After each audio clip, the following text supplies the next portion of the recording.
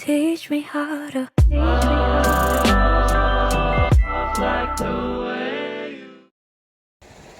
Assalamualaikum warahmatullahi wabarakatuh. Salam, Om Swastiastu, Namo Buddhaya, Salam Kebajikan untuk kita semua. Halo semuanya, perkenalkan nama aku Alvanisa Putri Setiawan dengan NIM B1B1222037. Aku adalah seorang mahasiswi di Prodi Ilmu Pemerintahan Universitas Jambi, yang dimana aku mengambil mata kuliah Kepemimpinan Pemerintahan dengan dosen pengampu Bapak Alfa Beriansyah, SIP, MP. Jadi tujuan aku membuat video kali ini adalah untuk mempresentasikan hasil dari artikel yang kelompok aku buat, yaitu adalah kelompok 5 yang beranggotakan Raihan Dafa Alwan, Fair Hadifah, Anissa Nurul Hidayah, dan aku sendiri. Jadi saat mempresentasikan aku akan menggunakan PPT yang dimana ini akan membantu dalam proses memahami penjelasan yang aku buat tentang artikel ini. Jadi teman-teman, hasil artikel kami berjudul Gaya Kepemimpinan dalam Organisasi. Artikel kami sendiri kami susun dalam bentuk analisis akademik terhadap berbagai gaya kepemimpinan dan relevansinya dalam meningkatkan efektivitas dalam berorganisasi, khususnya di era Society 5.0. Selanjutnya masuk ke latar belakang. Jadi di latar belakang ini kami merangkum bahwa di dalam dunia organisasi, kepemimpinan menjadi elemen strategis yang menentukan arah dan keberhasilan.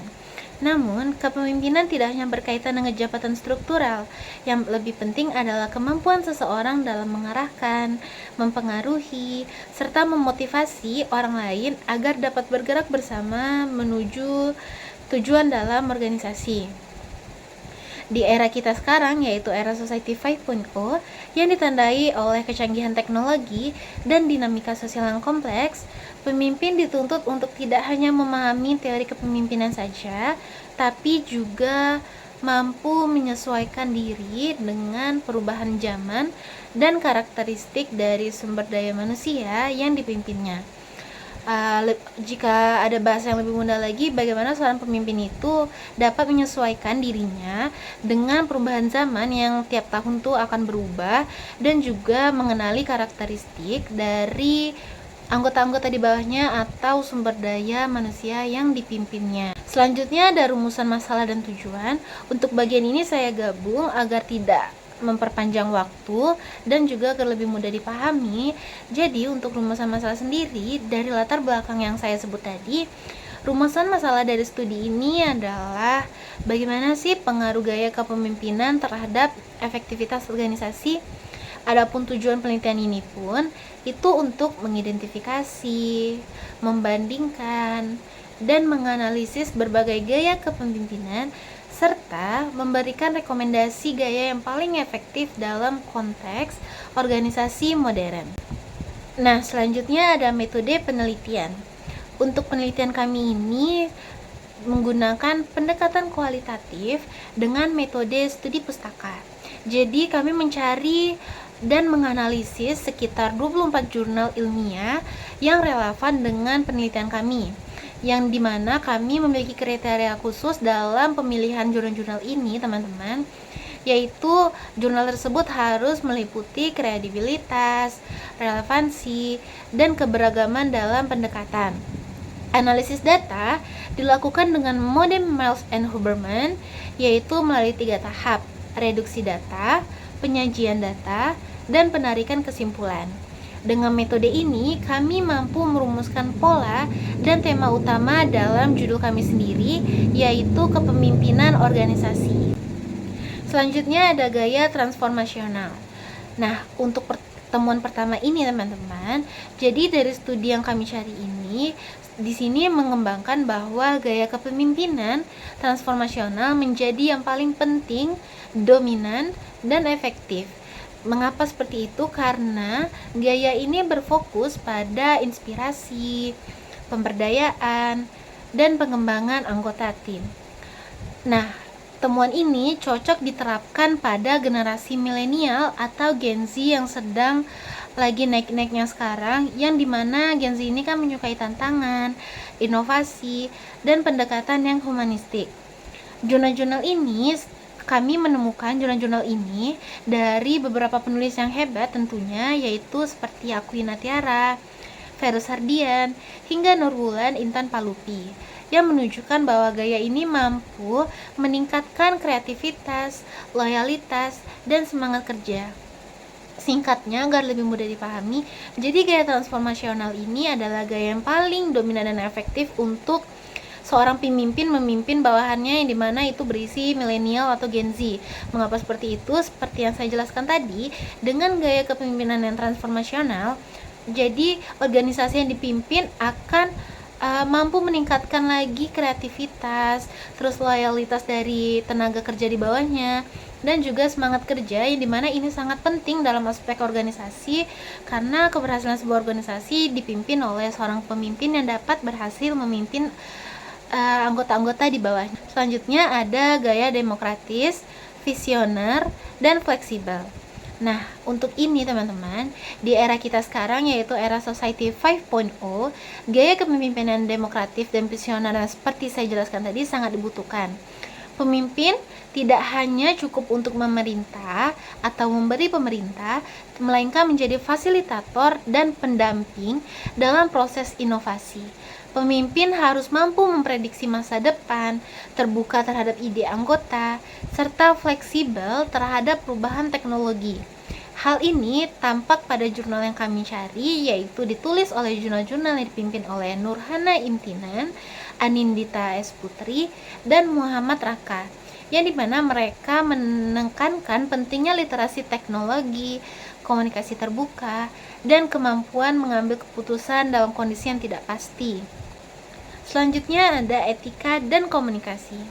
Nah, untuk ini teman-teman, kepemimpinan yang beretika dan komunikatif itu menjadi fondasi yang tidak kalah penting, seperti penyangga di sebuah gedung, yang dimana itu tuh menahan dari gedung tersebut. Nah, jadi yang dimaksud dalam komunikasi ini adalah gaya kepemimpinan ini, maksudnya yaitu berdasarkan jurnal dari Meiza dan Taskia, dan juga ada jurnal satu lagi oleh Siti Wurian. Gaya etis terbagi menjadi dua dimensi, yaitu ada dimensi moral person dan dimensi moral manager. Nah, pemimpin yang memiliki integritas tinggi, adil, dan jujur akan membentuk budaya organisasi yang sehat. Sementara itu, kemampuan komunikasi yang baik membantu membangun kepercayaan dan loyalitas terhadap anggota di organisasi. Jadi, lebih mudah dipahaminya itu seperti ini teman-teman. Jadi jika seorang pemimpin tahu bagaimana caranya beretika yang seharusnya dan juga dapat berkomunikasi, itu menjadi fondasi yang penting. Kenapa seperti itu? Karena anggota itu akan percaya terhadap apa yang dipimpin oleh pemimpin tersebut, dan juga mereka menunjukkan loyalitas dari kepemimpinan yang ada di sana, karena mereka nanti akan merasa bahwa dengan pemimpin yang memiliki etika, lalu komunikasinya bagus, dan juga memiliki gaya kepemimpinan yang memenuhi kriteria mereka pasti akan merasa bahwa mereka harus mengasih yang lebih lagi dalam mewujudkan keberlangsungan bersama di organisasi tersebut. Nah, selanjutnya ada motivasi dan budaya. Untuk motivasi dan budaya ini sendiri teman-teman, penelitian juga menemukan bahwa pengaruh kepemimpinan tidak selalu langsung. Dalam banyak kasus, pengaruh tersebut dimediasi oleh variabel lain seperti motivasi kerja atau budaya organisasi. Artinya, pemimpin harus memahami kondisi psikologis dan nilai-nilai budaya kerja yang berlaku agar gaya kepemimpinan yang diterapkan ini benar-benar efektif.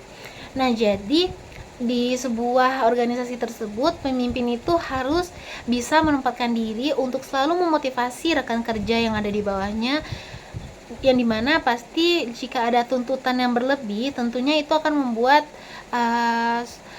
tenaga kerja tersebut mungkin mengalami stres atau gimana gitu, atau memiliki tidak semangat dalam melakukan pekerjaannya. Nah, tugas seorang pemimpin di sini adalah selalu memotivasi dan mendorong dengan secara sehat tenaga kerja tersebut agar dia merasa termotivasi dan juga merasa didukung sepenuhnya oleh seorang pemimpin. Nah, jadi Selain pemimpin harus memahami kondisi psikologis dan nilai-nilai ini adalah nilai-nilai budaya kerja yang dimana berlaku agar gaya kepemimpinan yang diterapkan ini harus efektif dan benar-benar sehat dalam konteks organisasi. Selanjutnya ada penyesuaian gaya konflik. Selanjutnya adalah penyesuaian gaya dengan konteks. Nah, untuk ini tidak ada gaya yang secara universal, teman-teman. Gaya kepemimpinan harus disesuaikan dengan situasi dan karakteristik anggota organisasi. Contohnya dalam konteks organisasi mahasiswa. Nah, gaya partisipatif ini dan situasional yang lebih sesuai karena dapat menyesuaikan dengan tingkat kematangan dan pengalaman anggota. Jadi, untuk penyesuaian gaya dalam konteks ini, itu kami menemukannya pada jurnal dari Hoire Nozimi dan Jayaning Silastuti yang menunjukkan pentingnya fleksibilitas dalam pendekatan kepemimpinan. Selanjutnya ada pembahasan umum. Nah, untuk temuan ini, dari semua temuan yang saya sebutkan tadi, dapat disimpulkan bahwa kepemimpinan di era modern harus menguasai lebih dari satu gaya. Jadi jangan hanya berpatok ke satu gaya saja. Mengapa begitu? Karena kemampuan untuk bersikap etis, fleksibel, demokratis, serta transformasional seperti yang saya jelaskan tadi, teman-teman, itu adalah kunci dari kesuksesan sebuah organisasi. Mengapa seperti itu? Karena pemimpin tidak hanya lagi sebagai komandan, tetapi juga fasilitator perubahan yang menjaga nilai-nilai dalam organisasi tersebut. Jadi peran pemimpin ini sangat penting di sebuah organisasi untuk menentukan kesejahteraan dari organisasi tersebut, baik dari kesejahteraan organisasi itu atau tenaga kerja yang ada di bawahnya. Nah, dalam dunia kerja yang cepat berubah ini, gaya pemimpinan yang stagnan atau stuck di tempat itu akan tertinggal. Jadi seorang pemimpin harus selalu mengikuti perkembangan zaman dengan menyesuaikan secara sehat dan tidak ada ketoksikan dalam organisasi tersebut. Selanjutnya ada kesimpulan. Jadi kesimpulan dari penelitian ini yang saya sebutkan tadi itu adalah beberapa temuan yang kami temukan dari 24 jurnal yang kami cari, dan tentu saja itu relevan dengan kasus yang kami cari ini, teman-teman. Nah, jadi gaya kepemimpinan itu tidak hanya harus memiliki satu saja gaya, tapi harus banyak, yang dimana itu dapat membantu seorang pemimpin berhasil dalam memimpin organisasinya. Jadi kesimpulan yang kami ambil menekankan bahwa gaya transformasional menjadi pendekatan yang paling efektif dalam meningkatkan motivasi, loyalitas, dan kreativitas anggota organisasi, terutama di kalangan generasi muda yang zaman sekarang ini dipenuhi oleh Gen Z. Namun demikian, gaya ini perlu dilengkapi dengan pendekatan beberapa macam, yaitu ada demokratif, visioner, serta fondasi etika dan komunikasi yang kuat. Yang kalah tidak penting dari gaya kepemimpinan ini, yaitu gaya kepemimpinan itu harus selalu disesuaikan dengan karakteristik organisasi. Dengan demikian, termasuk tingkat kematangan yang disebutkan tadi, dari tingkat kematangan anggota atau budaya kerja dan tantangan eksternal yang dihadapi, kepemimpinan modern dapat menuntut perpaduan antara kompetensi teknis, integritas moral, kecakapan komunikasi, serta kepekaan terhadap dinamika sosial dan teknologi. Nah, teman-teman, mungkin sampai situ saja penjelasan yang saya jelaskan dari artikel kelompok kami. Jadi, semoga materi ini dapat memberi wawasan dan pemahaman yang lebih lagi terhadap pentingnya memilih gaya kepemimpinan yang tepat dalam pengelola organisasi, terutama jika seseorang tersebut dipercaya menjadi seorang pemimpin dalam sebuah organisasi. Nah, karena zaman sekarang ini bukan hanya melawan apa yang terjadi di negara kita saja, tapi harus menjadi organisasi yang kuat dengan menghadapi tantangan global dan juga apapun yang bisa meningkatkan kualitas mereka terancam. Jadi gaya kepemimpinan ini mungkin dapat membantu dalam kesejahteraan organisasi tersebut. Jadi sampai situ saja penjelasan saya, lebih dan kurangnya saya mohon maaf. Saya tutup dengan wassalamualaikum warahmatullahi wabarakatuh. Terima kasih sudah mendengarkan. Teach me how to